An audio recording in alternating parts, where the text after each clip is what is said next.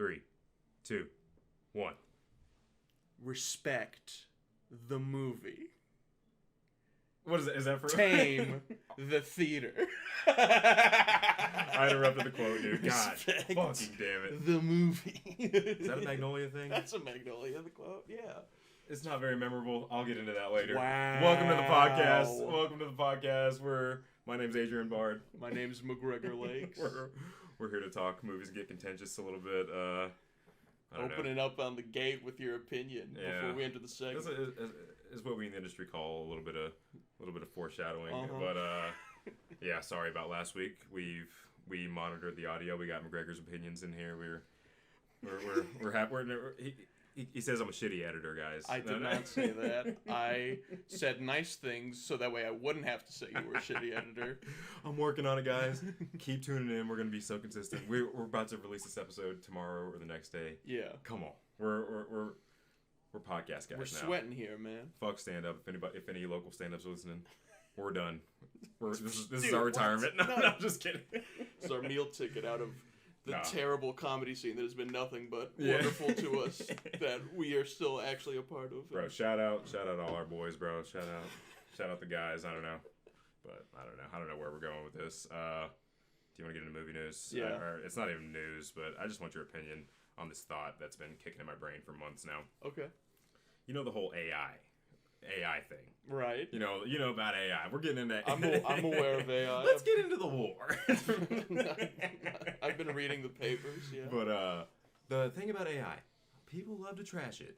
But my thing is, for people with disabilities, imagine if someone that had like cerebral palsy was like the best like comic like that made like the best comics in the world, like stick figures, and like they just didn't have the physical ability to do it. And they just like made the funniest fucking comics that you've ever fucking seen, and they just needed like stick figures to like demonstrate and like get it to like a like I don't know. There's like I don't feel know. like there's the focus on available. The focus on AI like, but like the focus on AI is like very focused on like the stealing from artists things, but like it also like there's also like people working towards like the I liked this tweet earlier. Let me bring this up. No. I literally got saw receipts. I literally saw this like I was thinking of bringing this up on the podcast before, but I brought. I'm looking at your other legs. Yeah, no. Is that gay porn? This is also like up the alley. So for the people that can't see our video podcast, it's a woman that's developed a way for AI to recognize sign language and be able to translate it based on like translated text. And that like but that's not art. That's a tool. But like people for the person that's quote tweeting it, it's just like this is the cool shit we should be using AI models for instead of generating annoying incomprehensible slop. I feel like people should be like people shouldn't like a lot of people just like completely like stop AI like they're anti-technology in general. And like I heard like not to say that this is my take, but I've heard the take that being anti-technology is somewhat being anti-technology is somewhat like fascist coded from very, very, very left-leaning people. It's just like because this is helping disabled people. Like the better technology gets, like the better disabled people are gonna be able to like. Well, like the art thing sucks, but go ahead. Sorry. I mean, for starters, I mean, it's not like this is being implemented immediately and the millions and millions of deaf people in the world who rely on ASL usage are now being, like, their lives are immediately improving by scores and scores. I mean, scores. I'm sorry. I mean, but like, yeah, this is fine. I mean, it's good. It's clearly, but like, like I said, that's not art. This is like a like STEM application for AI, right? Yeah. This is like coding and it's not going. It's going to be used for like real shit, not like for hey, come to the movies and see this thing we made. Quote unquote. But we're like movies are like I know this is a movie podcast, but like movies are like the form of art that was like top dog in like the 50s, but like now like a comic artist that I follow like a few comic artists on Twitter that are like very like their art style is really cool and I like how they draw and I like the images they paint, but their jokes are what like their writing is what and like if someone's like a great writer, I don't want them to be limited by their like ALS that they have, and like let them be able to like. I mean, I guess they could like hire an artist, but like not everyone has the resources for that. Imagine someone that's like has ALS and just like has no money whatsoever. Yeah. And they're just like be able to like, hey, I can like make a Patreon and have like these AI images that generate my jokes that I'm writing, and like they're just stick figures. Like I want funny like disabled people to be able to. I know you're against disabled. No, I'm just kidding. I'm trying to have an open conversation. I'm not trying to be antagonistic. This is my case for AI, that like there are some like things we need to focus on that like do help people, and like I just like. But your key evidence is not art. Yeah. Your key this wasn't my key evidence. This is just something that you said. I have a tweet I like. I told you I ran by this. This is the impetus of the discourse where you're having. No, I ran by this earlier today. Before I wanted to bring this up on the podcast, I ran by this earlier today. I was like, this is an example of like technology being good for like disabled people to like be able to like have you seen like Kill Tony? Our fans, all of our fans, go watch Kill Tony, a little podcast that we've heard of. There's that dude on Kill Tony that's he has I think cerebral palsy, and he has to like type on his phone. Imagine just like if he like were able to like work like hours and hours himself to like be able to like, okay, I want this AI to be programmed. Like imagine like 30 years in the future, like you're able to like able to have your own AI to like finish your jokes and like, okay, that's what I wanted to say, and like if it goes on stage, I don't know.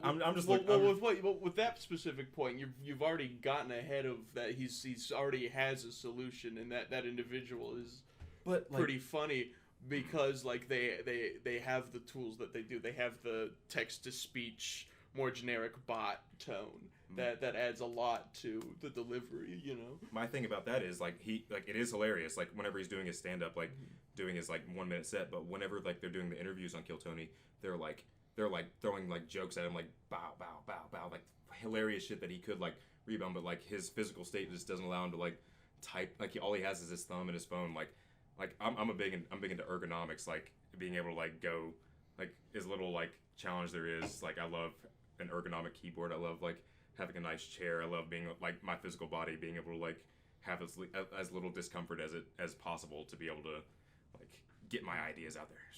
Sure. I'm all like that's my big thing about AI is. I'm also wondering like the specific thing that's come to your mind, which is like its use in disabled spaces, helping people with otherwise limitations on what they do.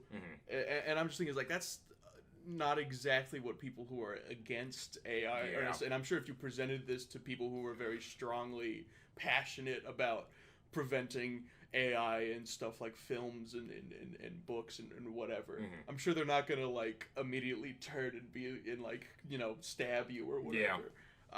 I just think I wish it was just brought up more. The way people debate AI, I think, is we keep finding a new school that needs to be thought about with AI, and then we keep lumping it into the same two conversations about a thing that's like popping up in a lot of places that has different reactions to it, right? Different applicabilities. Like in the art world, it's for the majority it feels threatening because of the way it works, but in like coding and stuff, it appears to be pretty freaking helpful.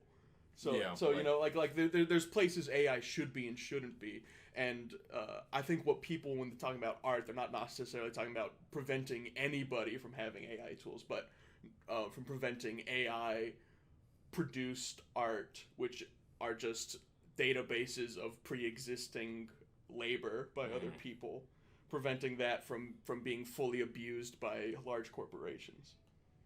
I'm 100% on board, but I've had like here's like what that was a lot of serious talk. I'm like I can't rebuttal, but I do have this thing to bring up to you. Like here's a more sinister version of exactly what you just said. Right. What do you think about this?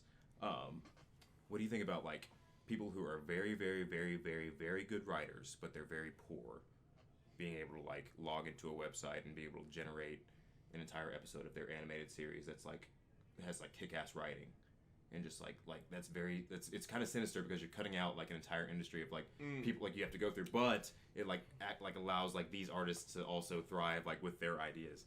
Like I don't want to cut out artists. I'm 100% in support of artists. I mean, I think that's I think what you're describing is like when Guy Ritchie or Robert Rodriguez, when those guys had no money, they would just like scramble and just like pick off their friends off the street. Yeah. And like that's just being desperate to establish yourself as a proof of concept, and then once you get attention, you can kind of abandon the thing. So like I don't know. I feel like if you're a really good writer, you're still gonna want like very genuine aesthetics backing your project, no matter what. Yeah. Unless you're.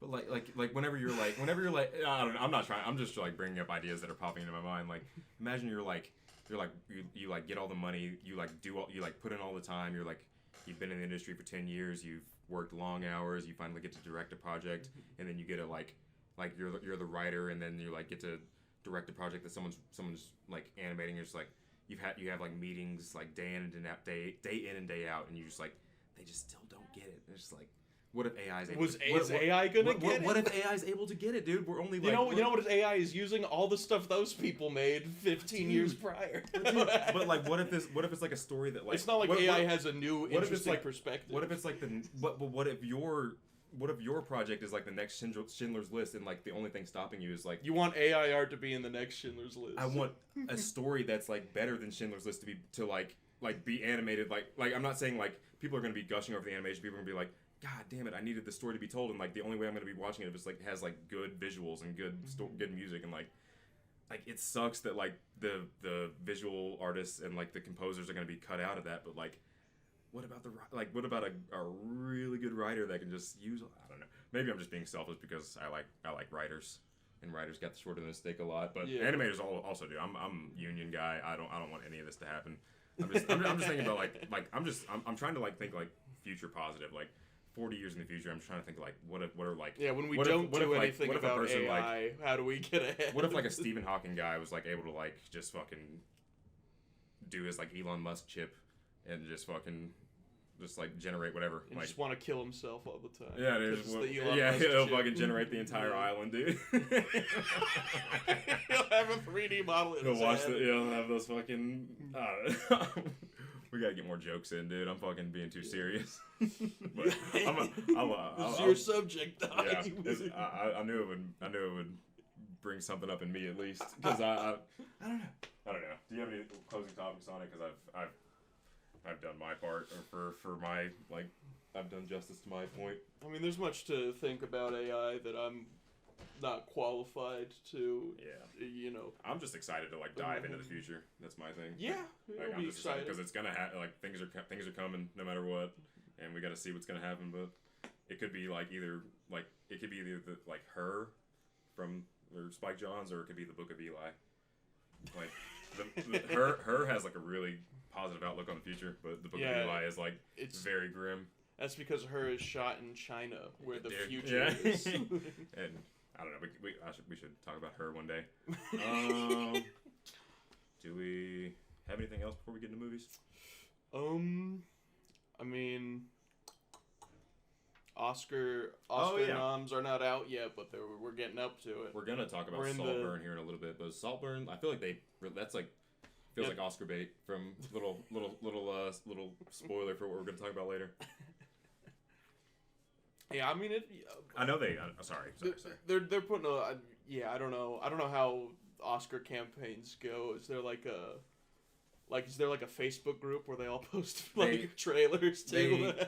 There's like some very like interesting controversy about that, because they like send it out to like weird like industry people, like my cousin's an editor and he told me how to get into the Academy Guild, so I get all these movies for free. I get screening versions, but I don't have to watch them, but I can still vote. Like they don't like there's it's just. I mean, that's just how every American votes in the real election. So I don't think the Oscars is like this is like a trite point I've heard everywhere, but it's just like fucking it's so bad for like actually critiquing movies, but it's so good for the industry. Like if Parasite wins Best Picture, it's like dude, they're fucking.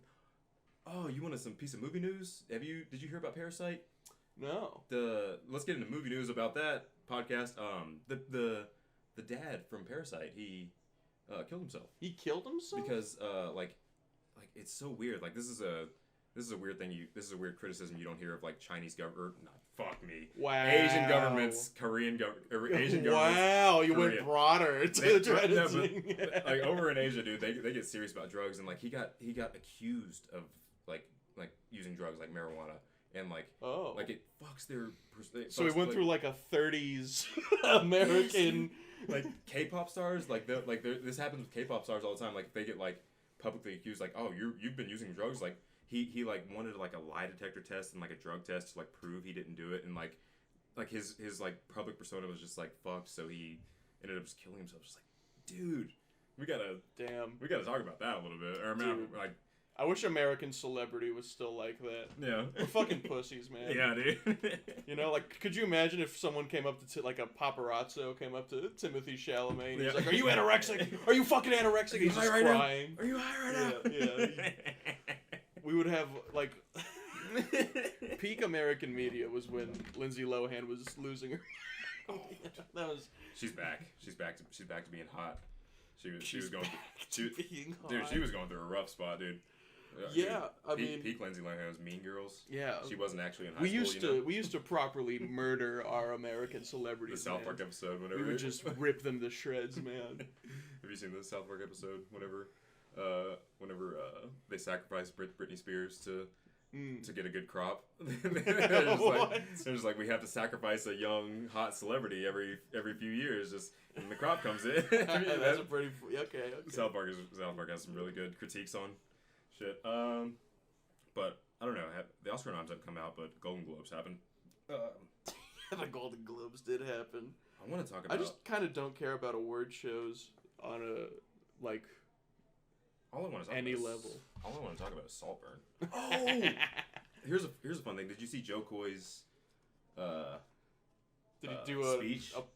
A apology video? No, or did you see his? Like, I heard about his complete bomb of a set. Did you watch his set? He like blamed his writers. Or let's play this on the pod. Fuck it. Vamp a little bit. Yeah, like he does like a. He like I don't know, like the reactions to it are all like outside of like what you, I don't know, like everyone's so like, if someone had a bad set that you go middle of the road every time you bring up a subject. I'm trying to fucking save my skin, dude. I'm just trying to be truthful and save my skin at the same time. Okay, speak your truth, kid. Okay, let's try this.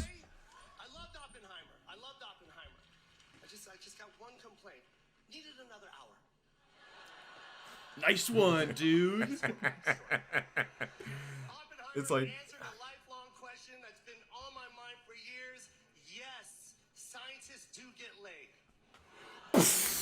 God, yes, sir, dude. What? Dude, nerds could have sex. That's so funny. I think he goes at Taylor Swift at one point, which is like the worst thing to do. Just something about your eyes, Ryan. Killers of the Flower Sexy Moon ass. is so great. Killers of the Flower Moon, the cast Boo. is here. The one thing He I didn't learned even about see that that movie, shit. Yeah, white people stole everything. I guess. Stole everything. Not like 97%. You guys stole 100% of everything. You took the land. You took the oil. You took the premise of the movie. Marty's just fucking. He's pitying him in that moment. You guys didn't see it, but Martin Scorsese is just looking up at Joe Coy with just this wry, like, just little smile. Oh man, yeah, I didn't have everything. I feel like Tom Segura right now playing videos on the podcast, but I'll probably edit most of that out. But the quit name call him out, dropping dude. other Fuck Tom podcasts. Segura. If he wants to listen, dude, fuck him, dude. No, I'll probably edit that. What was I gonna say? Fuck, I'm off track now. I'm just on a chair that is literally higher in elevation, Yeah. so I feel better than you. So this is what I've been like. This is the type of podcast some podcasts I listen to are just more loosey goosey. I'm having fun, just. But if that set was done at like fucking one of our open mics in Lexington, it's like. It'd be alright, like, hey, dude, good job. well, nice. yeah, but it wasn't you an delivered open mic. Yeah, in I'm saying, Lexington, like, Kentucky. It was the Golden Globes. How much? Like, nationally said that dude is not even when I heard Joe Coy is gonna host for the Golden Globes, I was like, that's a terrible idea. That man is not ready for prime time. How like at your stand-up level, how well would you do? Like, how well would I do? Hosting an award show, just like I would melt into a pile of wet fat and hair.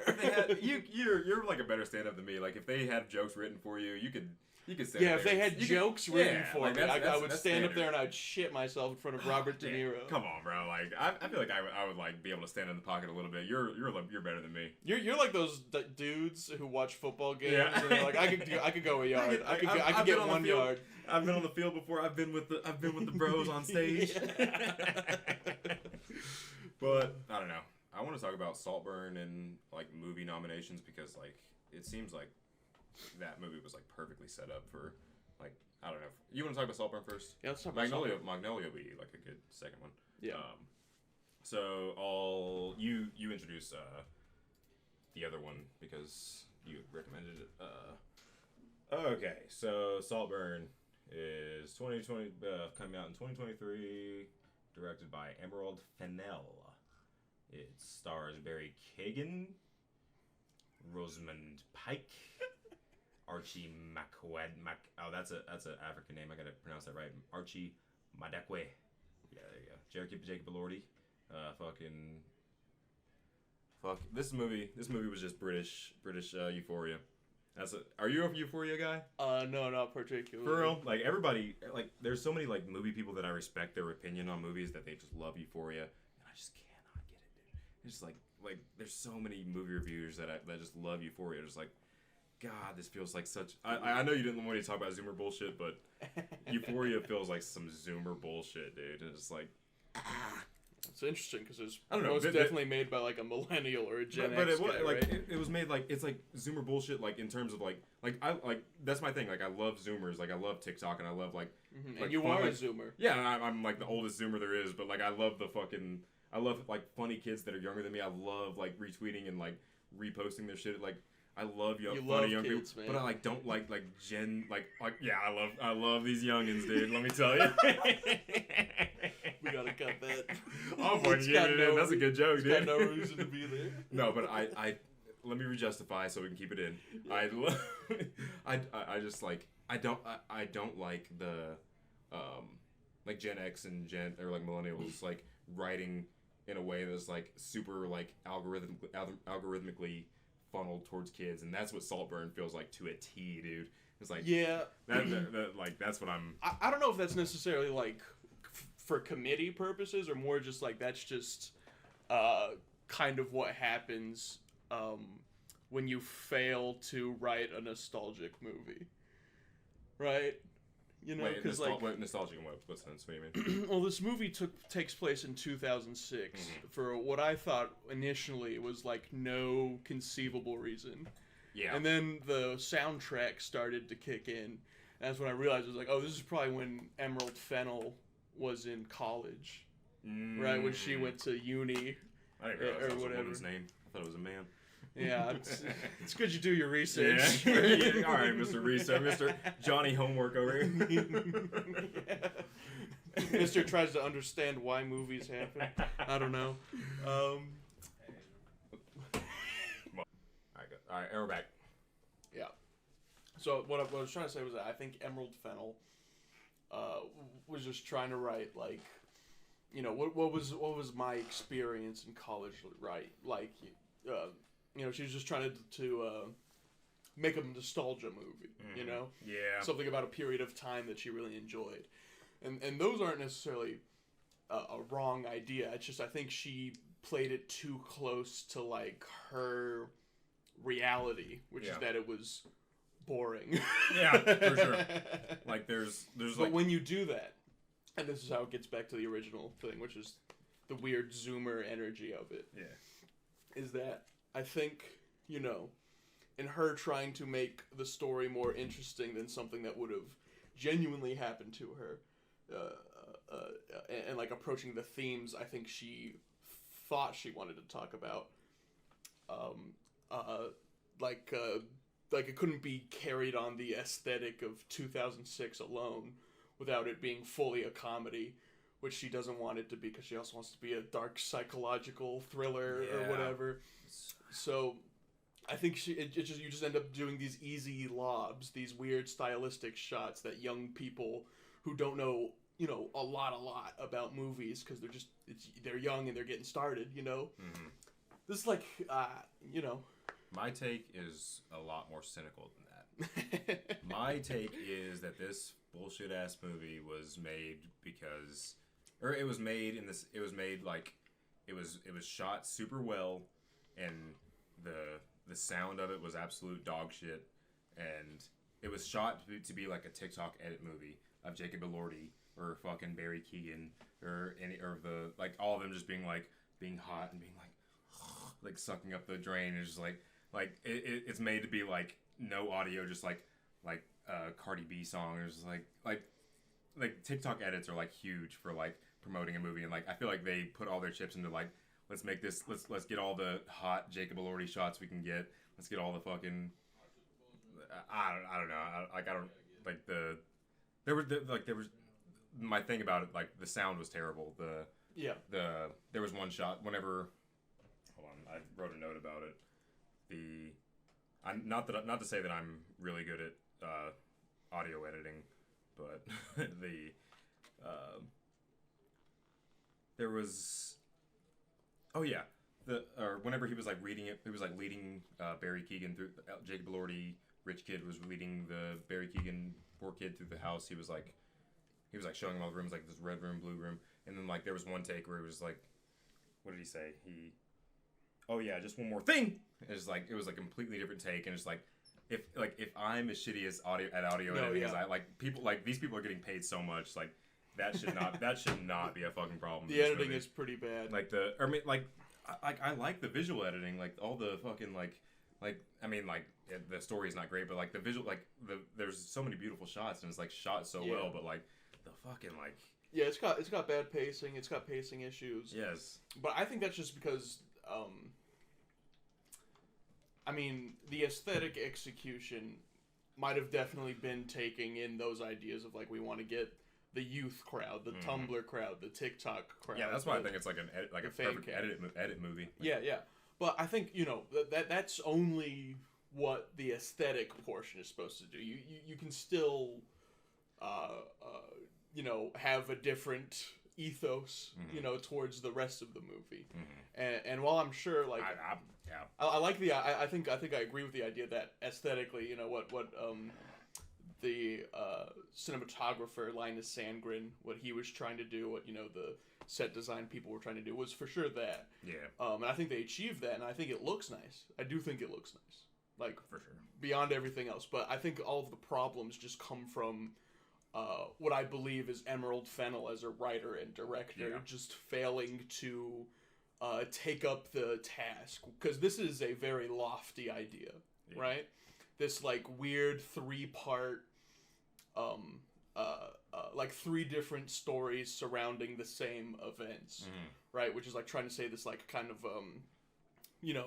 judging of rich people from like a poorer person's perspective, while also trying to be.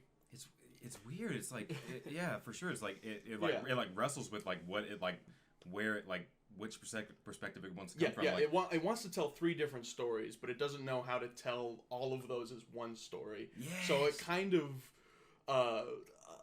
very erratically changes the mood and tone a lot to fit which exact philosophy and message it's trying to send in that particular scene, and they don't come together. I was thinking about something I shouldn't bring up yet, but like, unlike another movie that might do it really well with an even harder dude, idea. I did. Like, I was bringing something up, but like, let's get into like writing pitfalls that it got into. The black gay character. He was like he had a very annoying energy. It was so weird. He like they like shot him in a way and like paused the scene in a way like where it was like he's gonna say like gay people are so funny, dude. Gay people he had like the like they paused for like a really good like RuPaul like gay person like funny like comeback moment, but like they were all just like, oh, your outfit sucks, and it's like, it felt very like paint by numbers. Like, oh, a joke's supposed to go here, so we'll put a joke here. Like, we'll paint in the joke here, and like that's a movie here. Now that we have all these numbers filled in, it's just like, we gotta like they acted like all those jokes were supposed to like build like. They acted like all those jokes were like supposed to like make me care about those characters. Like, I didn't give a fuck about that black dude. It was like, I fucking get the fuck dude. Get away from this place. This place is so bad for you. They kick him out like two or three different times. And he keeps coming back. How the fuck? It was just like, when do we learn? There's another thing about that, like getting kicked out. Like, what the fuck are the stakes? Like, okay, you're getting kicked out of this house. Go be an Oxford student, dude. Yeah, go back to Oxford, man. Oxford.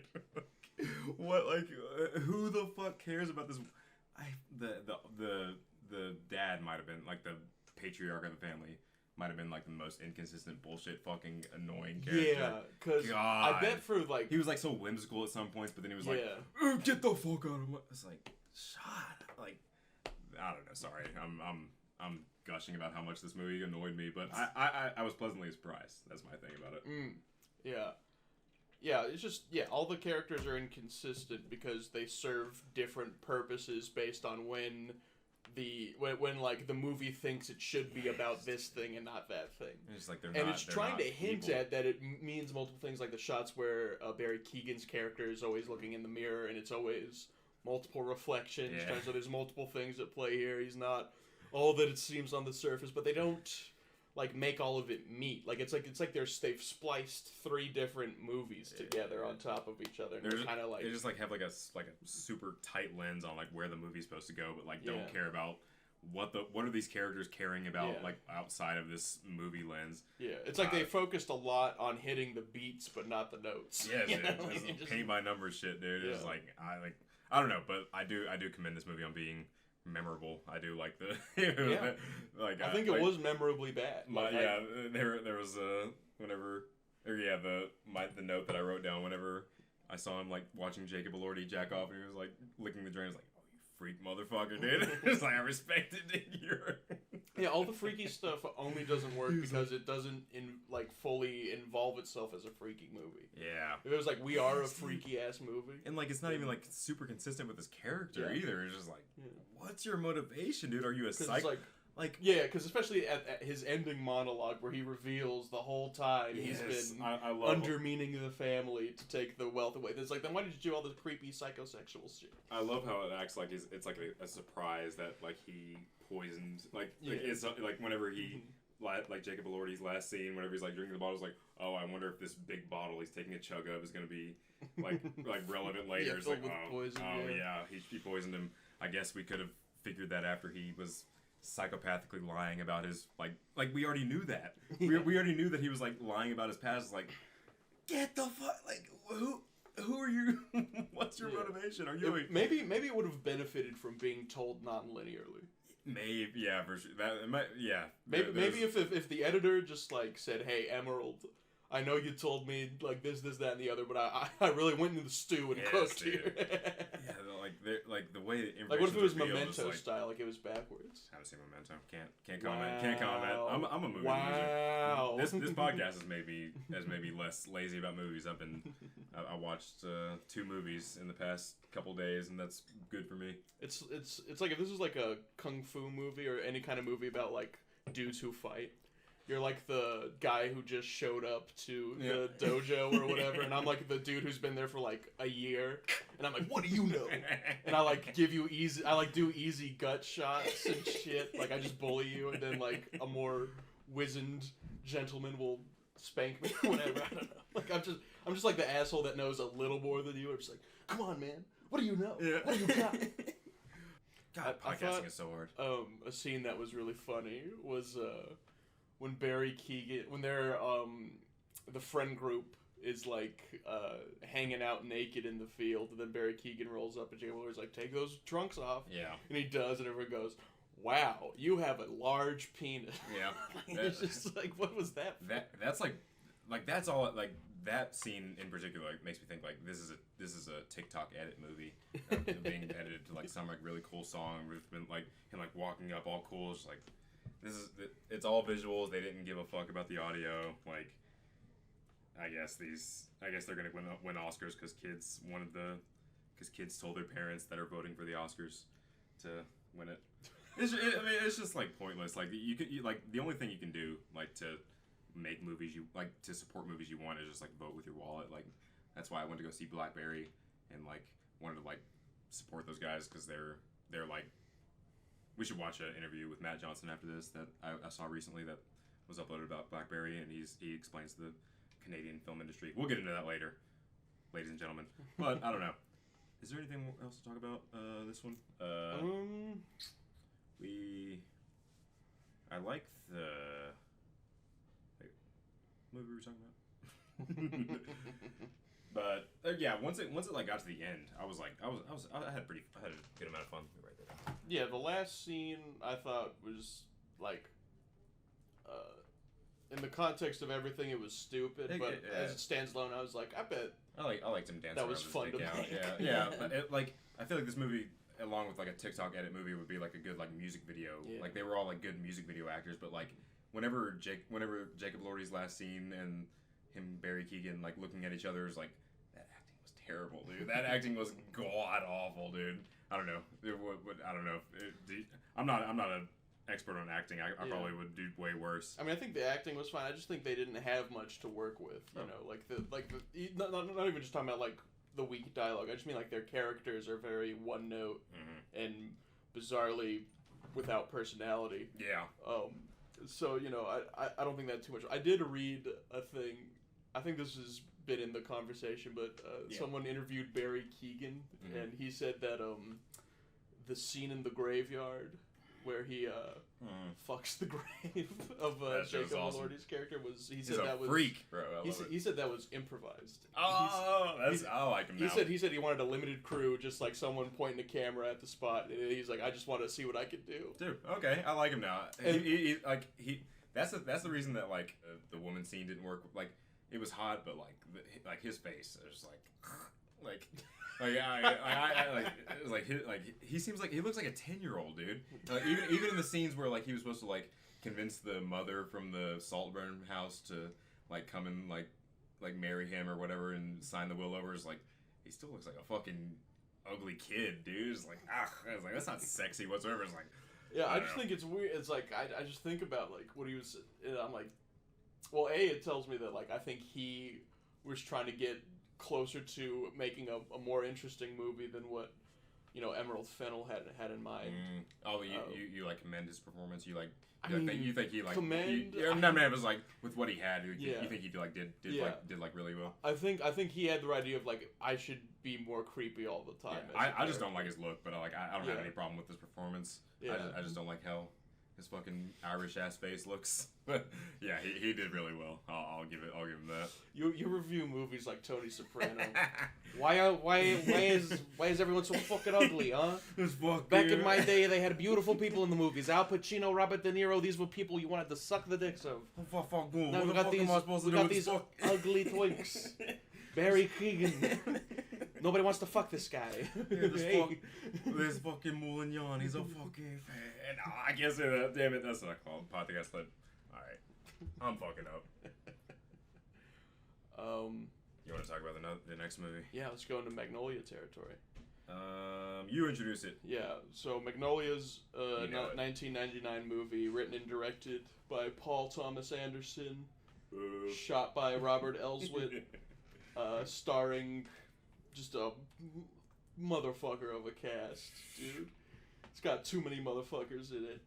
Got Julianne Moore, Philip Seymour Hoffman, Tom Cruise. Come on, William H. Macy. My Tom Cruise, he's a great actor. You mean the president of movies? I'm not gonna take anything from it, but Mr. President. If you don't like Danny Masterson, if you don't like anybody that's like done anything bad because of Scientology, like you can't exclude him from that conversation because like it's still the same cabal. Like that's my thing. Like cabal. It's a cabal, dude.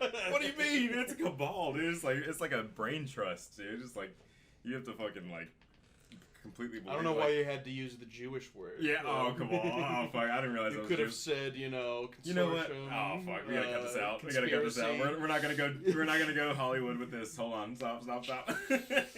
You said cabal. That's my man. fault. That's my fault. I gotta keep my beliefs out of here. But Tom Cruise is great. Hey, no politics on the. Tom Cruise is great. I love that he's part of cabal. I love Jewish people. What the fuck? I don't know how much I'm gonna have to edit, but we're having fun here. Yep. But so the acting's Magnolia. great. But so go I ahead.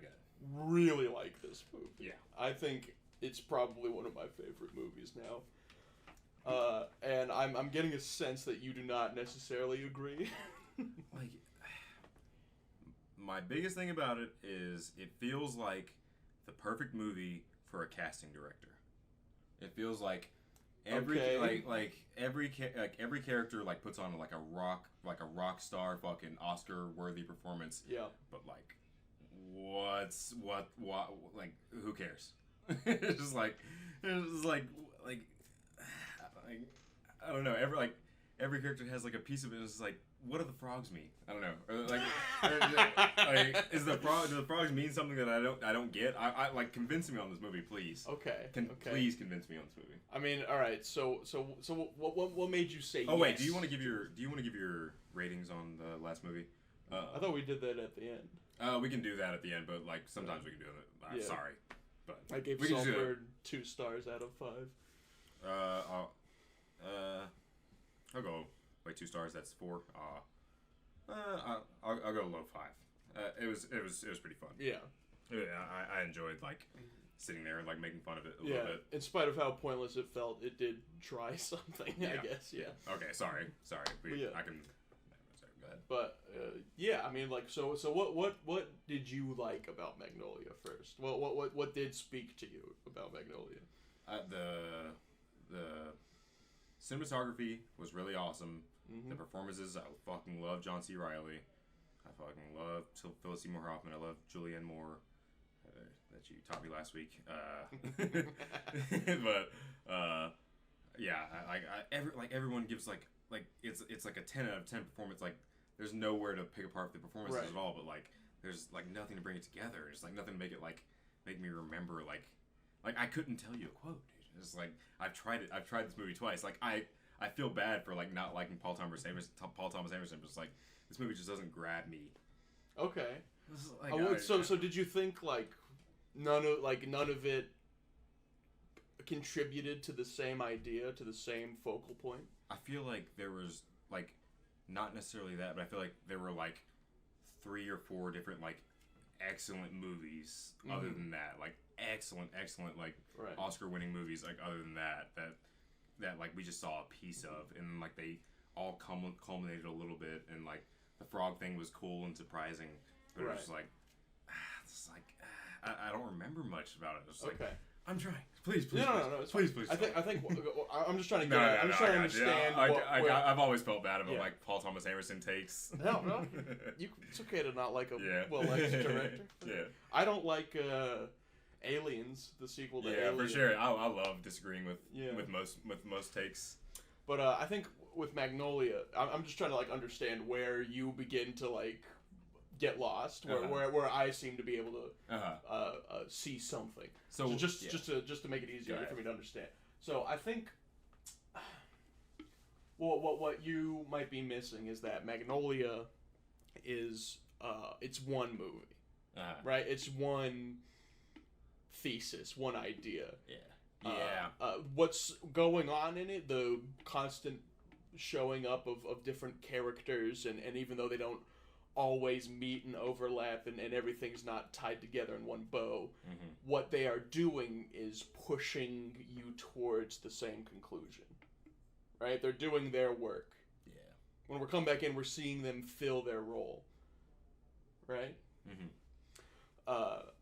Like, especially the way I listened and read some Paul Thomas Anderson interviews, and he was very clear that he was not making multiple stories. He was not making vignettes. He was making one movie, and he wanted all the scenes to look and feel the same because of that. Because it's not we're cutting away to something completely different. It's here's the next part of this story. My thing is that's my catchphrase on the podcast, dude. My thing is about the multiple stories like flowing together into one like certain theme. Yeah. It's just like, let's reference my man Quentin Tarantino one more time. Like Pulp Fiction. Like whenever all those like weird stories like somewhat collide together, they don't collide like as tightly as Magnolia does, but whenever they collide in Pulp Fiction, they're all like massive like tidal waves. They're not just like little, like that's what I feel like with Magnolia. They're like, instead of massive tidal waves of like things crashing into each other and like being a really crazy story, and like even though there's not like in Pulp Fiction, like all the like penultimate parts of each story don't always happen like all at once. There's not like a 3-part like finish like in The Good and Bad and the Ugly or whatever. Right. But whenever it happens in Magnolia, it's just like 3 like little ripples in the ocean coming to meet, and it's like, boop. Yeah, I don't know. What are you at? And then a billion frogs fell on it. It's just like that. Like that feels like it came out of the frogs. Did you know it didn't come out of nowhere? What do you mean? Throughout the movie, there are multiple appearances of the numbers 8 and 2. Yeah. And oftentimes it'll be a sign that says Exodus 8 and 2. And if you look up that Bible verse, it says, "If you do not let my people go, I will send a plague of frogs." I respect it. But my thing is, I need a story that like can like grab me and take me on a ride without like the time I could spend after the movie to look up the meaning and shit like that. You don't like looking for meaning afterwards, trying to connect it to other things. I love that. Like Charlie Kaufman, I got his book. Charlie Kaufman, he's got all the movies like that, right. And I love them. Like I'll recommend. Have you seen I'm Thinking of Ending Things on Netflix? Yes. Yeah, that like we could talk about that even though if you've seen it. Like I love talking about that movie, but like that movie, like there's a lot to like understand like later after you watch it, but like there's some like I just love like the ride it takes me on. I need the ride to be like very rock solid before I like want to like look into like, oh, why were the frogs falling down? It's like, I don't know, like I'm not trying to like be antagonistic whatsoever. I want to no, it's fine. I feel like a shithead I feel like a shithead like not talking about or not liking Thomas Anderson. No, it's fine. Express your opinion as best as you can. Have you seen the new one, the Tony Soprano's son? Oh, Licorice Pizza. Yeah. Do you like that? Yeah. Was that a recommended from MacGregor's? It wouldn't be my first Paul Thomas Anderson to watch. What would be your like, dude? Fucking, I just want to get in about like I've only seen There Will Be Blood twice, but like that movie is so fucking good. That's the thing. That's the thing that we're not even talking about the movie that we saw before, but like we were on Saltburn, aren't we? Or no, we're on Magnolia. We're not Magnolia, but I want to go back to Saltburn for a second. This is a problem I have with both Magnolia and Saltburn that There Will Be Blood does really well, is because like Magnolia has like super really good like characters, and like There Will Be Blood does like has very like the same level of characters, but they also like have them like ping-ponging off each other, like with this fucking like industry person versus this religion person like fighting for each other, and there's like a story just like, oh, that brings something out in me because like that's affecting me, and it's like, I don't know, Magnolia, like it, like I don't know, I love like box stories, like box. Here's the thing, I think it's boxed in a way that you did not expect it to be, which was outside of the confines of being blocked off by scenes, right? Wait, you talking about Magnolia? Yeah, Magnolia. Yeah. Like I think Magnolia comes together in a very intentional way. That's like all of the worst things happen to everybody at around the same time. It's kind of like lowering you deeper and deeper into this very intense, dark place where nobody's happy and everyone's struggling, and it's all happening all at once. It's very overwhelming. And right when you can't take it anymore, they throw a bunch of fucking frogs at your face. I don't know. The cop was fine. That's my that's my thing. But the cop was like just chilling. The cop was like didn't get a date the next time. I don't know if he I don't know. I'm a very character. I need to like. You thought John C. Reilly's character was fine that the date didn't work out? His whole character was built upon just how lonely he. All of these characters are so desperately lonely. They're so isolated because of what they do or what's been done to them. Yeah. Right. This is telling a story of people who have arguably nothing when it comes to people and love and understanding one another. Yeah. And when that's taken from, even when it's like a date that goes wrong, that's catastrophic. Yeah. I'll give it another chance. One more try. one more shot. I watched it once before, and yeah. then like after the 3-hour runtime, is it like what's keeping you going? Like the characters, or like knowing the end's coming, or? I find it to be a very emotionally potent work. Yeah, I guess. I think it's very fearless how much it wants to communicate with you, what it's trying to say. Yeah. To the point where it will literally yeah. show you a thing just to make sure you're not confused. Yeah. Like after the Jimmy Gator character is confronted about whether or not he molested his daughter. Yeah. And the mother ran off to go reunite with her and abandon him. Yeah. Finally. And when she comes back and they, hold each other, the daughter and the mother, it just zooms in on this little piece on the wall that just says, "But this did happen." Yeah. It's like the movie was like, "Hey man, we need you to get this right now. We got places to go." This would be this would be like one of my favorite like mini series ever, because like you and fucking miniseries. miniseries. Like if a movie's too bloated, I'll like say like fuck it, like that's what directors are doing. Like The Hateful Eight's a miniseries now, and they're gonna make Once Upon a Time Hollywood a miniseries eventually, and like this movie like if they focus on one like a few characters like to make like the beginning and the ending of the episode like very good, and then like sprinkled in the other characters and make sure we keep up with them. But that's the thing. And then culminated in like a frog falling thing. There's like the miniseries like a 3-4 episode miniseries. Well, that's the thing. It's one story. Yeah, I feel like it's bloated for a movie. That's my thing. 3 hours is bloated. It's for bloated. A movie. Like it's 3 hours, and like I feel like he like fucking condensed it, dude. Like like the 3 hours. Like I don't know that. Like if I feel like it's bloated because I didn't get to like love the characters as as people like enough. You wanted to love the characters. Yes. You wanted to love. I wanted to like see what you wanted to love Jimmy about. Gator. You wanted to love Tom Cruise. Not love, but just like get like how I have all the that's how Saltburn fucked up. It was just like I didn't care about Barry Keoghan. I didn't care about like their relationships were rushed, and I feel like they could have had like some really good writing of just like moving the scene along to like make their relationship also good, and also like move the scene along. I don't know. I think. Go. I feel like I'm sorry.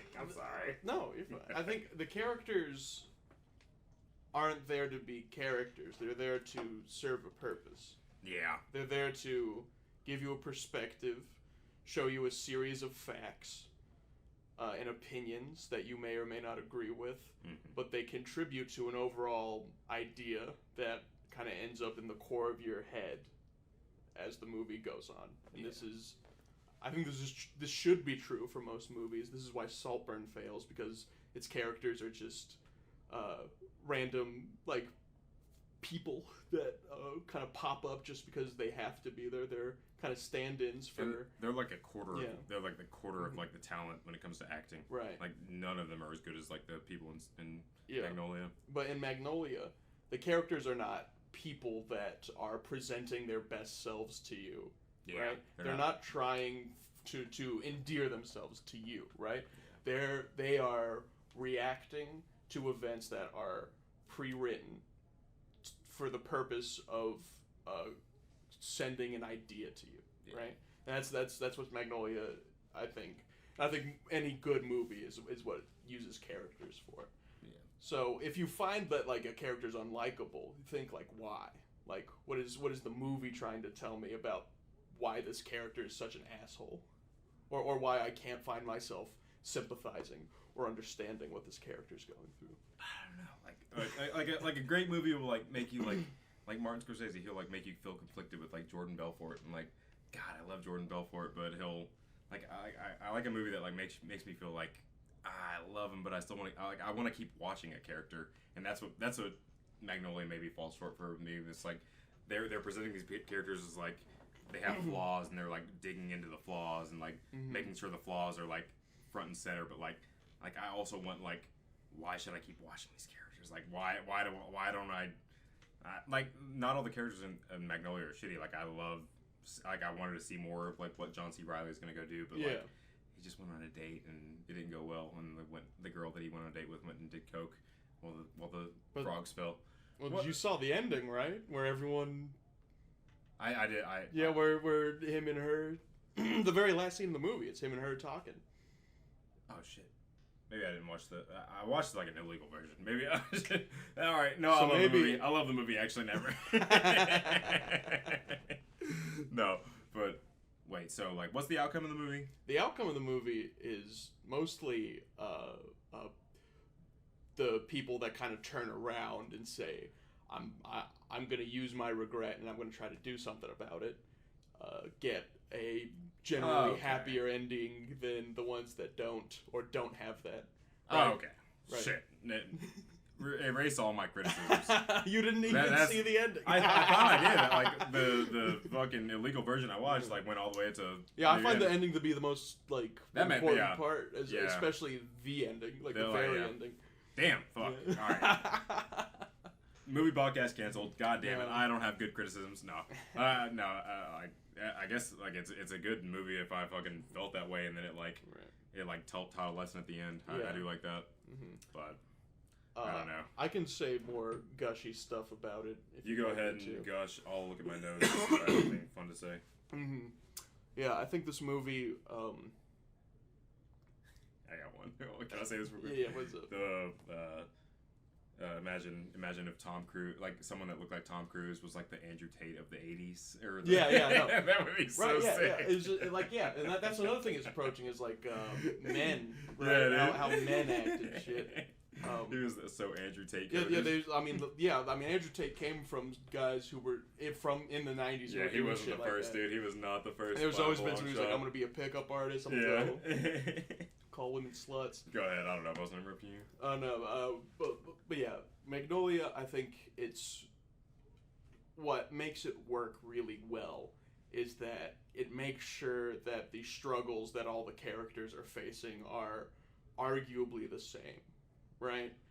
That they've had complicated lives that they ultimately regret having, but they don't know if it's worth getting out of, if there's anything that can be done, if it's worth even having the regret in the first place.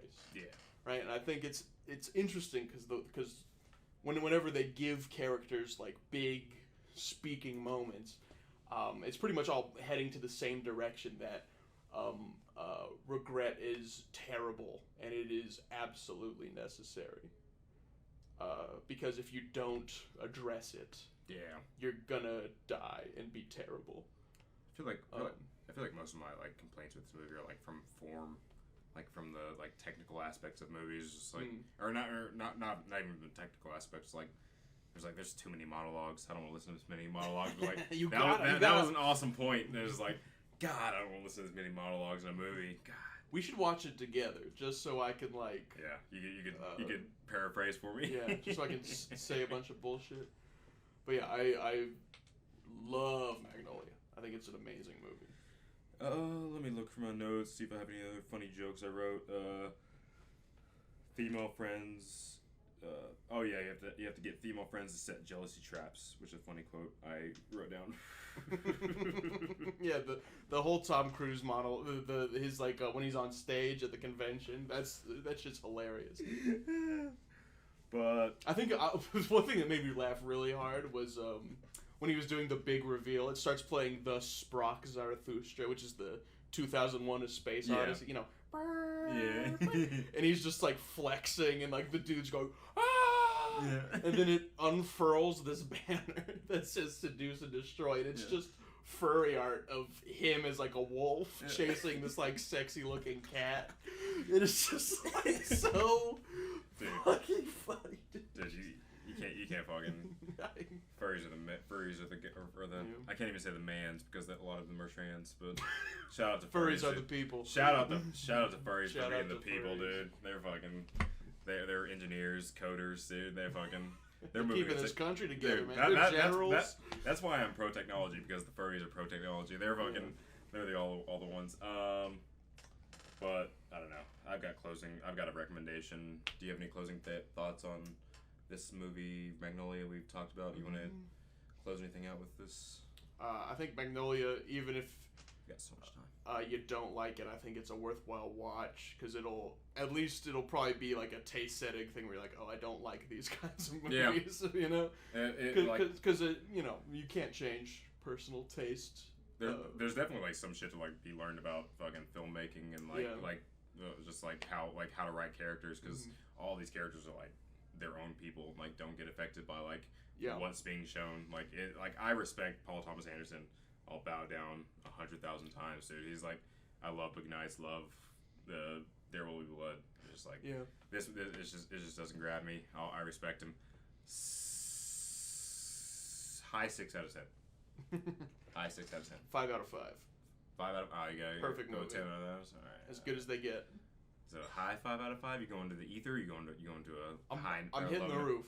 You going up there? All I'm right. putting it on the. I'm taping it to the goddamn roof. Yeah.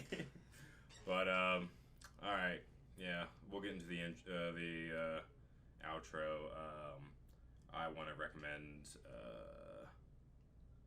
Operation Avalanche and The Dirties. It's Blackberry director Matt Johnson's 2 previous films. Okay. And we've had some history with that, so it'll be fun. Operation Avalanche is free on YouTube, so you can watch that one on YouTube. I really like that one. I really like Operation Avalanche. I want to recommend, if you want to find time to watch Nirvana the Band, the show, I can send you a link. Okay. And I'll just send you a link anyway. If you can find time to watch the first season, we can talk about that. But do you have any closing thoughts? Thank you guys for listening. I'm AJ Bard. I'm MacGregor Lakes.